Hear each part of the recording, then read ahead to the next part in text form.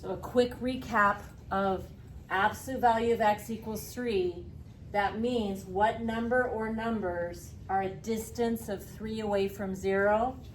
I drew a number line here for you to see if I took out a measuring tape and I went from 0 over to 3, it would be 3. And if I went from 0 to -3, it would still be 3. Distance is always positive. But before I can get to the absolute value, if your original equation has an absolute value in it, step 1 is to get the absolute value by itself. That might require you to add, subtract, multiply, or divide. I'm just showing you 2 examples here.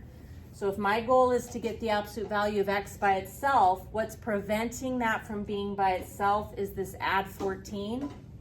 So I'm going to get rid of that add 14 by subtracting 14.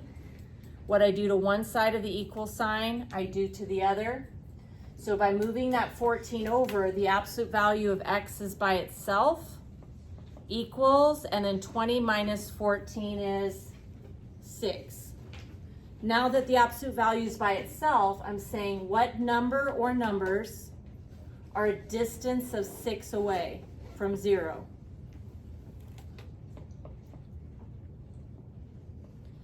So we end up getting both 6 and -6. If I put 6 in here, absolute value of 6 is 6, and the absolute value of -6 is also 6. Okay, last example. My first priority is to get the absolute value by itself, and the multiply by 6 is preventing the absolute value from being by itself.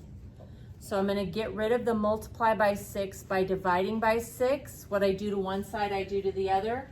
So my absolute value of u is by itself. Let's bring down the equal sign.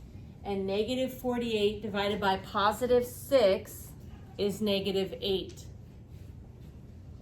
We're asking ourselves what number or numbers are a distance of -8 away from 0.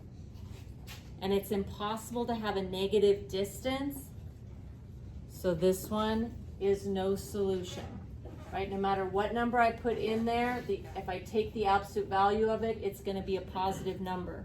So this is impossible, so no solution.